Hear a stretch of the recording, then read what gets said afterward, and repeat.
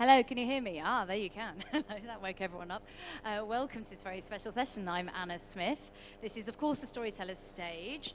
In a change to the advertised programme, we do not have Callum McDougall. He's been called away.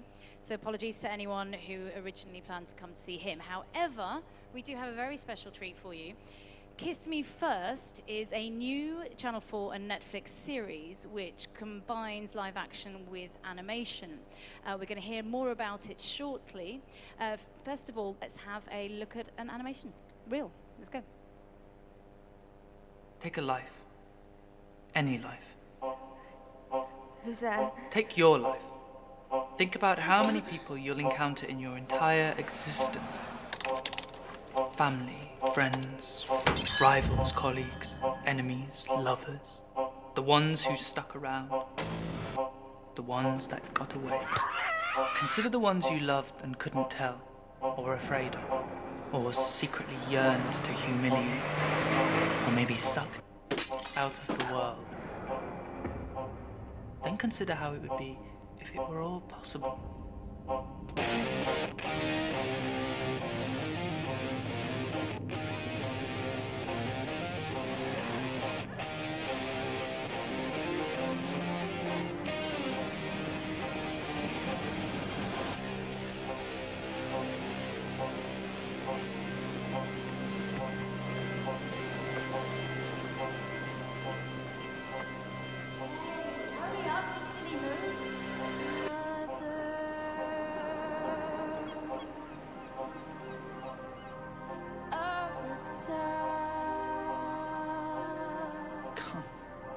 There's a destination.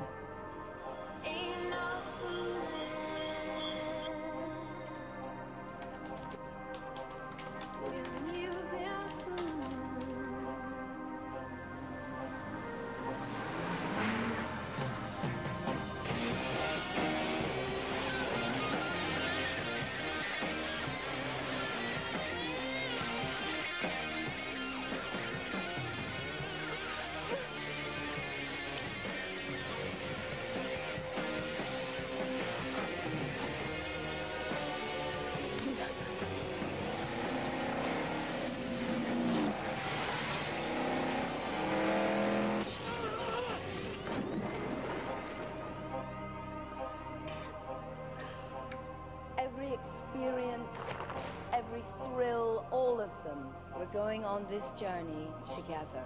Friends, this is Azana Planet, and you are free.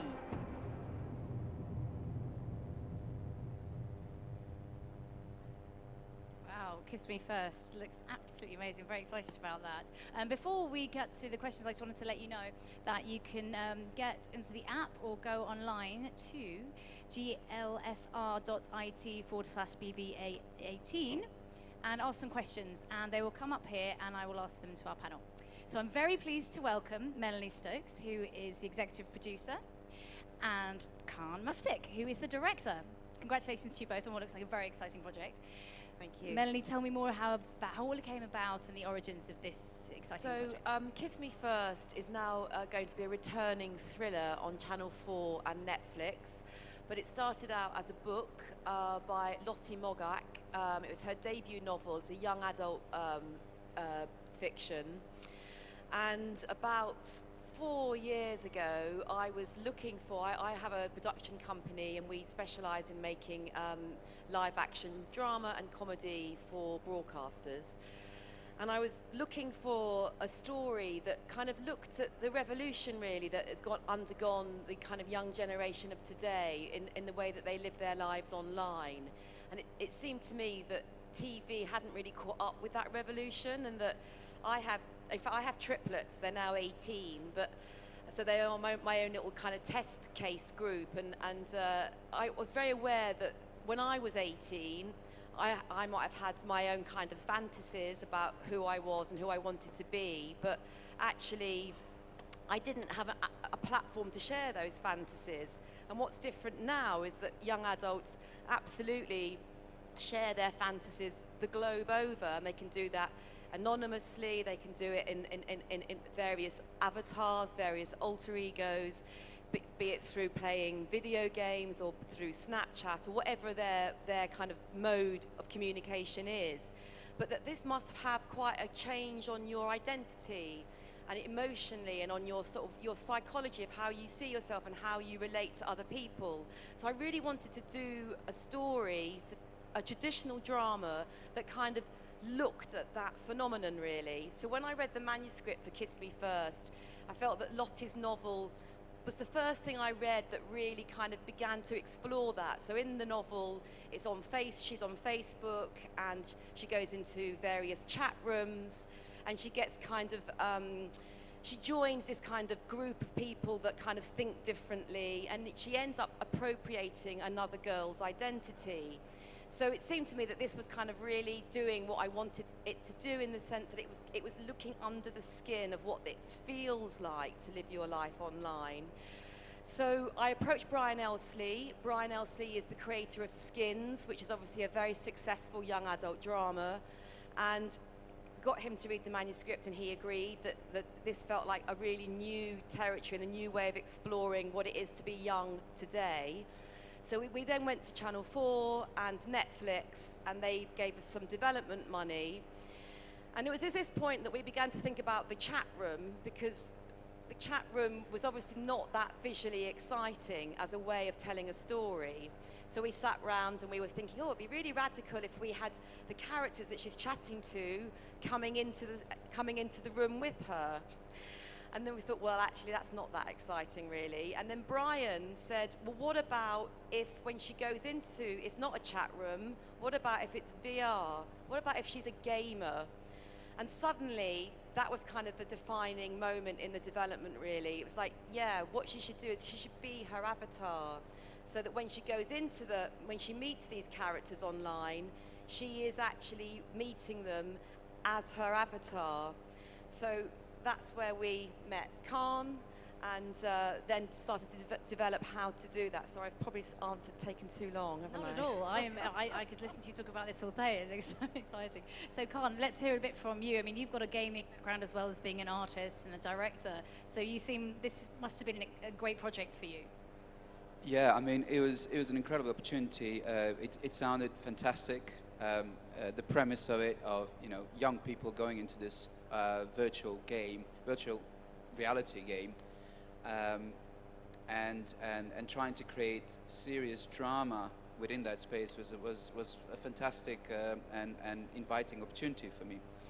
And I was also invited to art direct the project as well. So the job was not just to direct the animation, but also to design the whole world from scratch, and we had nothing. And we wanted to come up with a very unique look that will be distinctively ours, and something that, and it's very difficult to do that these days, because we've seen so many sci-fi films and fantasy films and all sorts of things, and coming up with a new look was a huge challenge. But with my background in games, but also background in fine arts and illustration, I suggested that we approach it in a very painterly, illustrative way, and really see how we can make this the most beautiful and the most inviting game that you can make, to make audience believe that you really would want to play that game. I mean, the biggest challenge really is that the actor, when she goes into the game and becomes her avatar, it's a seamless part of the narrative. You don't want it to feel like a disruption to the narrative, because we're telling one big story. It's a big thriller. She uncovers a hidden world in the game. And what we needed to know was that the nuance, the emotional nuance of that character would be just as compelling and moving when she's animated as it was when she's performing as a live actress. So really the single biggest thing to do really was to get that look right, how she looks when she's an avatar, and how much emotion she can carry with her. Yeah, very much so. Particularly getting the emotions to read on a CG character, and not to fall into what we call uncanny valley, which is the biggest trap of CG. Can you explain more about Uncanny Valley? Yeah, I thought I should. So it's a term that is used in animation, games, films, and it's basically there is like a curve of belief and disbelief. So if you start with something like South Park, for example, which is a bunch of circles that we associate with personalities, we attach personalities to fairly abstract objects, and then you go to Simpsons, and you go to anime, and then eventually go to Pixar style, and from there on it starts getting quite tricky, because the closer you get to real person, the less you start looking at an abstract object with human characteristics.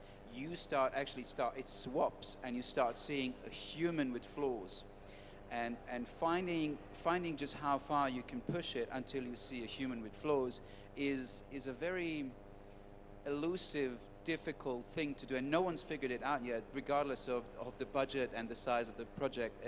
It's the single most difficult thing to do, and yet I don't think it's got anything to do with the budgets. It's got to do with being smart, being resourceful, and really analyzing and understanding what is it that you want to do, and understanding performances, which is why we worked very closely together, Mel, Brian, myself, and obviously team at Axis Animation, which were wonderful and amazing, who eventually got these CG characters to emote emotions, but not in a way that they represent realistic humans, because we stylized them a little bit. We made the point, we don't want them to look like real humans, we want them to look like really appealing video game avatars. Can I ask, what am I allowed to ask, at what point she goes into the virtual world in the series? So we go to the virtual world within the first 5 minutes of the story, because one of the things you need to do when you're setting out a big returning series is that you need to give the audience, you need to lay out the kind of deal that you're making with your audience. So you need to say in the first 5 minutes, okay, here we are, this is our proposition to you. She's a girl who goes into an animated world. Are you going to come on that journey with us? Are there any classics that you thought of, or anything? Yeah, so Brian Elsley's, his big kind of moment, his big epiphany was inspired by Mary Poppins. So Brian, like me, is in his 50s. And so, you know, we share lots of common cultural references, and Mary Poppins, for both of us, had a huge influence as kids. So when he said, I want her to go into an animated world, and I want us to animate her. So unlike in Mary Poppins, she's live action and the background's animated. I want to go one step further. I want the girls to be animated. That was a very important moment in the development. The other show, also a kids' story. I think kids' stories do tend to be more high concept, so there's more scope for imaginative storytelling, was The Lion, the Witch and the Wardrobe. So when she goes into Narnia, she goes through the back of the wardrobe. So that was a really important reference for us, actually, that when Layla or Mania, there are a number of characters that we see, as it were, going through the wardrobe. But what we did was we played with that. So sometimes you go from live action to animation, and other times you go from animation and then you end up in the live action with a new character. So that gave you, it was a really rich way of introducing characters, but also helped kind of really, the idea of these characters is they would only have met because of this game. So they're from all different walks of life and all different parts of the globe, which presents its own challenges for live action, because they're not even in the same country, some of those characters. But what that meant was it felt really truthful to what we were trying to do, which is that young people have a community that is not defined by territory. Yeah, I mean, I wanted to talk to you both a little bit more about how relevant it is to the current time, and how you must have to make it so incredibly up to date in terms of not just the themes, but the technology that the young people are dealing with. Talk to me a bit about that. Go on, you go first. Well, on one hand, I do have a bunch of friends that I'm still seeing who are still working on video games of tomorrow, and I know what's going on in the video games industry, and I know what people are aiming to do with video games, and the landscape is changing so much and so rapidly, and there's some high concepts that are so abstract and so weird, so much so that we had to kind of pull back a little bit.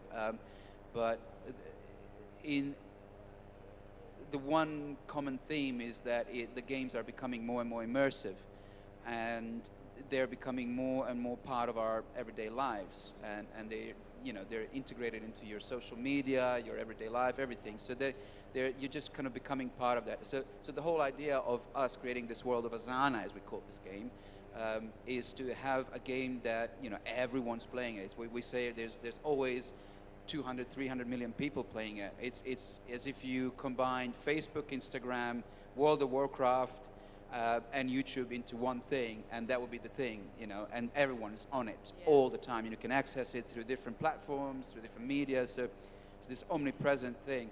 And then from the industry insights, what I do know is some of my own experiences, and then experiences from friends and developers, is how people behave in these situations. Right. And luckily, I was working with Mel and Brian, who allowed me to suggest things from first-hand experiences, from what people have been through in video games and some of the stories, and thankfully you guys were open, because that doesn't happen always, that people that people let you, like, what about this and what about that, and that ultimately influenced the script, which is also quite a big deal. So the story is, what we decided was it's slightly set in the near future. So it's a world like our own, but we're slightly ahead of the curve. So we don't do Facebook, we don't do Google. We've created our own kind of global brand, which is Asana. And the idea that you can hang out there as if you're on Snapchat, or you can use it for combat, or you can, whatever is your thing, Asana gives you that it serves that appetite, and there's other technology in our game as well, that you can actually feel what you're playing. So you feel pain, you feel joy. So the idea being that we need to be slightly ahead of the curve. That if you're doing a drama that's aimed at kind of a young adult audience, you can't be behind the curve. You need to be ahead of the curve. And Khan and Axis Studio are really good, because Axis are both an animation studio and a gaming studio. They're incredibly up to speed with where the new developments are happening. So we had to be really alert to new technology and sort of anticipate where it's going. We have a question from the audience. What's your opinion on Black Mirror? Who wants to take that one? Okay. I think Black Mirror is fantastic, and I think in a way, I think that probably is the closest to what we're doing, but Black Mirror is more satirical, so it's more sort of sending up human behavior and how human behavior is affected by technology. I think ours isn't satire, ours is an emotional thriller, so it's more about what it feels like. And Khan, can you talk to me a little bit about aiming at a particular age group, let's just say young people broadly, and not patronising them and dealing with themes and topics that resonate? Yeah, I think one thing that is really important, and always was important for us, was Mel's got 3 kids that are just the right age, and we always had to remind ourselves this is not just for us. In fact, it's less for us. It's more for young people, and for people of certain age, the world that they're living in now is their lives are very much integrated into the games and social media, so that obviously dictates how we approach world building, and it has to be legit. It has to be believable enough for people who are actually consuming real life games, and people who spend more time doing it than actually in the so-called real life, for them to be able to relate to the product that we created in the show. So that was definitely very important to us. Obviously, always reflecting on real people and what real players in real life do with those games, and having Mel says, well, my kids wouldn't do that, they wouldn't think that. So that was very important. Can you give me an idea of the tone? Is there comedy? Is it serious? I mean, I think the tone is, it's definitely got, I don't know whether you know Skins, it's definitely got the heart that Skins has in Brian's writing, and the wit, characters who you really, really invest in, and you know, in the same way, because they're young, they're going on these kind of rites of passage experiences for the first time, but it's a thriller. Unlike Skins, so it's one big story. She uncovers within this Azana kind of mole, if you like, this kind of Google meets Facebook mole. She discovers a bit of the world that's been secretly hacked into, and she uncovers a group of people who call themselves Red Pill, and initially they seem to be benevolent. And then she begins to suspect that there might be something more untoward. So it starts off feeling like she's discovered Eden. She's quite a lonely, isolated girl, and she thinks she's found her kind of kindred spirits. And then the guy that runs the group, who is this kind of enigmatic character called Adrian, she begins to suspect that maybe he's not quite what he seems to be. And then she has to kind of basically stop him. So that's sort of the journey. So it's quite dark. Yeah. But with some lovely, funny bits too. Good, nice bit of dark humour. Melanie, when you were looking for source material for this kind of thing, were you particularly looking for things with a female at the centre? Very much looking for something with a, because I think the thing about this technology is that it almost exclusively it's boys that the marketing and drama and feature films are aimed at, and actually there's a huge female game players going on, and because I have a daughter as well as sons, I wanted to serve her really. I watch a lot of stuff with Ella, and it's quite surprising how little there is. It's actually with young women in the driving seat. It's on the whole, it's very much the girls tend to be the secondary characters. So it was really important to me to have something with girls in the driving seat. Do you think that it's more of an issue in games than it is in films, even, that kind of thing? I think so, although I think films these days pretty much are games, aren't they? I mean, you know, Hollywood is very much aimed at a teenage boy, I would say, is the... I hope that's changing, but I think that has been an issue for a while. But in doing television, is it fair to say that you're able to take a few more creative risks than if you were doing film? I mean, I think at the moment we're on the sort of golden age of TV, and that, you know, streamers like Netflix and Amazon, Hulu in the US, they're allowing you to do far more inventive and bold things, because what they're doing is they've got a much bigger audience. They're not confined as in the UK, that you're confined to a UK audience. They can be bigger than that. So I think it's a very exciting time for TV drama. If I may just add to that, I think one of the most important things for me personally is the fact that in this show, animation isn't utilized as a genre. Animation is a platform to tell a very serious, very mature story, and we are breaking new grounds with that, because so far, particularly in television, animation hasn't been used for that, and I think we are witnessing, you know, a big change in television making, but also in animation itself, and this is one of the early shows that is kind of pioneering the new ground for animation to be taken very seriously, because in the Western society, at least, it has been mainly targeted at kids, but there is a huge amount of audience that are willing and seeking more mature content, and thankfully there are shows like ours. I think actually one of the things that TV can be, it can be rather dependent upon dialogue to tell its story, and I think that maybe that's partly because it comes from radio historically, whereas the cinema comes from silent movie, so it tells its story more visually. What's so wonderful about working with Khan in animation and in gaming is that you're telling your story visually. So I think our TV show has a real cinematic scope, and when we were doing the trailer, we weren't cutting from dialogue to dialogue. We were cutting from big epic action sequences, which was incredibly exciting. We have another audience question. Sounds like a great concept. Do you deal with the ethical or moral issues with VR and gaming? Good question. how can we not spoil anything now? I mean, the whole show is about that. Yeah. It's literally the core of the show. Right. Am I right to say that? Yeah. Yeah.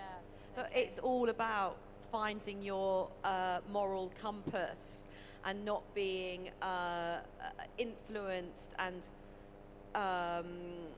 not doing things that you don't feel right for you. It's all about finding your truth, really.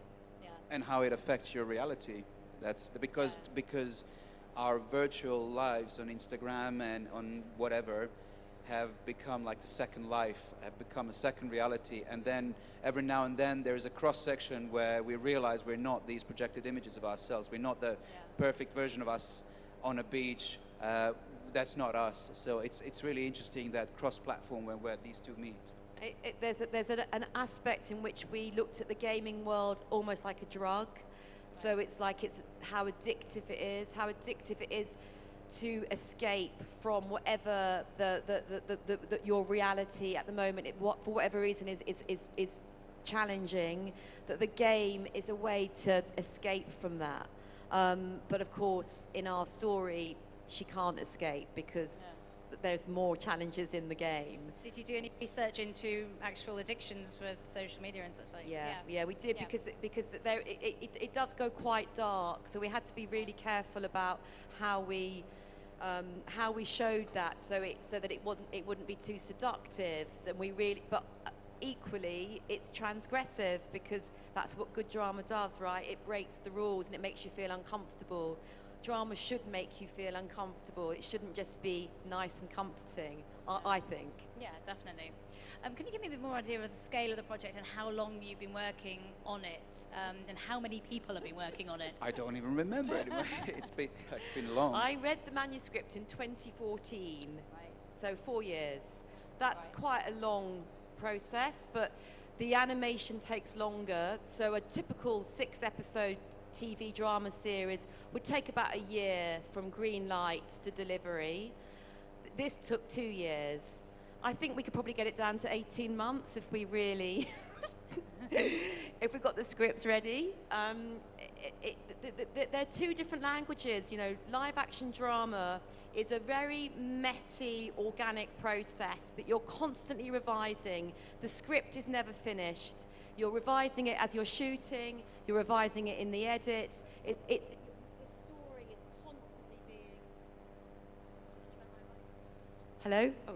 The story is constantly evolving. Well, animation is completely the opposite to that. You have to, you storyboard your sequence, and it has to be locked down and agreed right at the beginning of the process. And if you deviate from that, you're wasting loads of money. So we had two very different languages in the way that our show worked. We had the live action mess, and then we had the animation precision. So it was quite a learning curve for both of us, wasn't it? This one working now? Yes. We have another audience question. Are either of you gamers? My kids are, I'm not. I'm a ex-game addict. I could be one of the characters. I grew up with games. I grew up with the earliest kind of forms of gaming, all the way Commodore 64 to all sorts of platforms and online games. So yeah, I'm an ex-addict, I guess. Like, how much were you playing? I don't play anymore because I used to work in an MMO video game company. MMOs are these massive multiplayer online games like World of Warcraft, and I witnessed firsthand what it does to people. Actually, you are a part of. You deliberately create something to make people addicted to it. It's not a coincidence. Sometimes game makers pretend like, oh, it's just people are just addicted to it. No, actually, we would sit down and think and discuss how we can keep people playing, which in a way is really nasty. So I don't know what to think about it. I'm very conflicted. Yeah, because you know the pleasures of it, but Yeah. clearly. But yeah, that's very interesting. So when you were working together, paint me a picture. How much collaboration between you and the rest of the crew, and how's it been working? Well, because my production company, we've made animation in the past, and one of the things that I discovered from that was that you can't really work if one of you's in a different time zone. You need to be, the creative process is it's about trust, and it's about developing a language where you're sharing a vision. So we spent every day we were together for months, actually, developing the look of the character, the storyboards, the costume design, looking at references together. I mean, and then finally doing the motion capture shoots, which rehearsing with the actors, and then looking at the first rushes that were coming through. So it was a very intense collaborative process. Yeah, because everything is so it's such an iterative process. It's not, you don't go in with the camera, you point it at something and you shoot it and then magic happens. We don't have that. We don't have that luxury. We have to know exactly where we're going from the get-go. Obviously that changes and evolves through the time, but you just don't have those moments of just like, oh well, let's do this, because it is so complicated and it's so complex and expensive. So you have to, and also you don't want to create something that, you know, people look at and not happy with. So it was a very, very collaborative, close knitted process. Tell me a bit more about the actors. Who did you choose and what made them right for this kind of motion capture? So, I mean, for the actors, it was a huge learning curve for them as well, because none of them had done motion capture before. And so Calm was our animation director, but he also worked very closely with the actors, because, you know, it's quite exposing. You're in these funny lycra suits. You look like a Teletubby with these funny dots all over you, and you've got no props. It's a funny, strange high-tech meets low-tech. They'll give you a toilet roll, and you'll pretend that's your sword. So it's a very strange space for an actor if they've not done that before.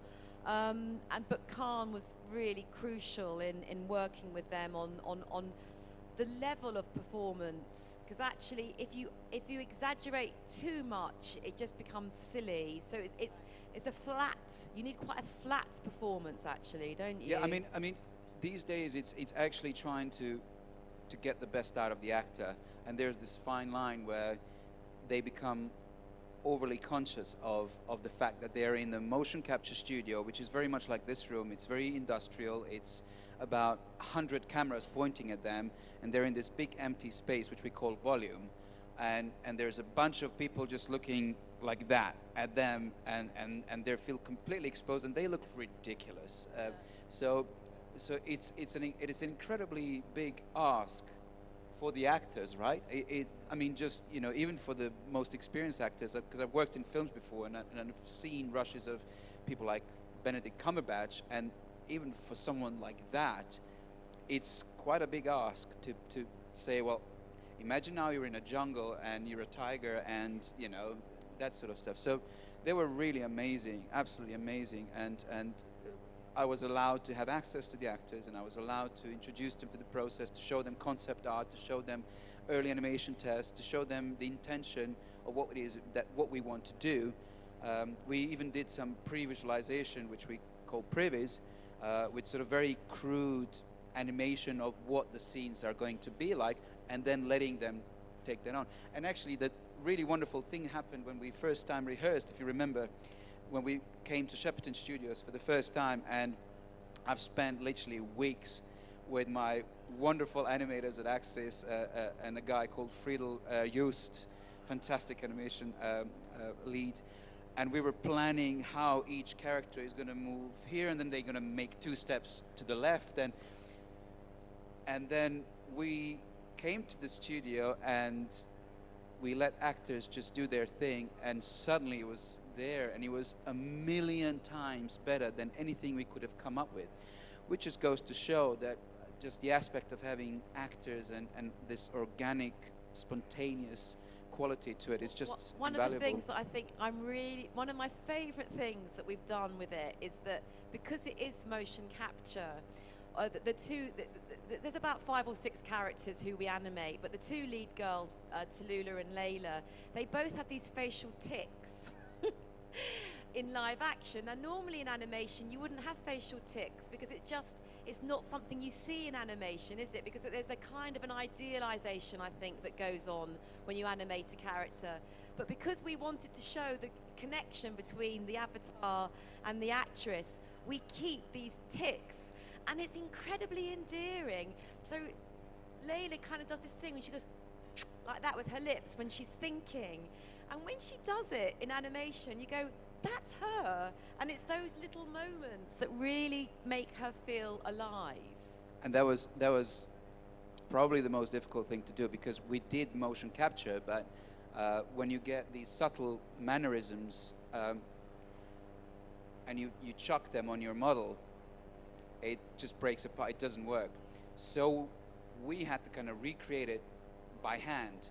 And with the wonderful animators at Access Animation, I was able to go in and kind of talk to my animators the way I would talk to the actors. And I really have to stress out that, you know, there's a bit of a trend that actors take all the credits for the performance, you know, particularly with motion capture, big films that we see every now and then.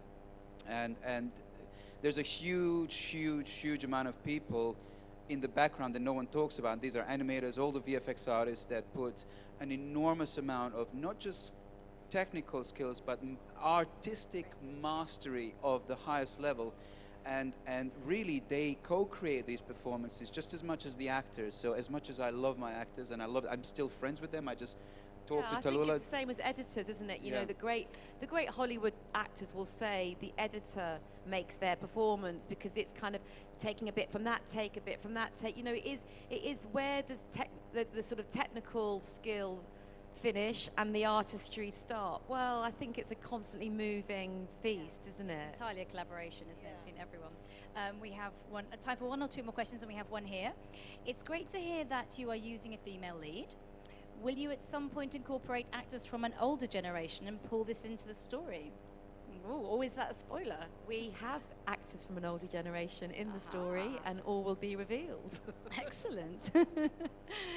Okay, well, is there anything else you wanted to flag up? I mean, it's sort of soon this is coming, isn't it? That's all we can say. And it's going to be on Channel 4, but also Netflix. How is that going to work? So it's going to be on Netflix sort of 24 hours after it's on Channel 4 in the rest of the world, but here it's a whole year before it'll be on Netflix. Right, okay. So catch it on Channel 4 is the message. Yeah, oh, well, I am very much looking forward to seeing this. I think it's going to be a lot of buzz and excitement about this. So you heard it here first, guys. Thank you very much, Melanie, and thank you, Khan. Thank you. for joining us. Thank you very Thanks for much. your questions. Cheers.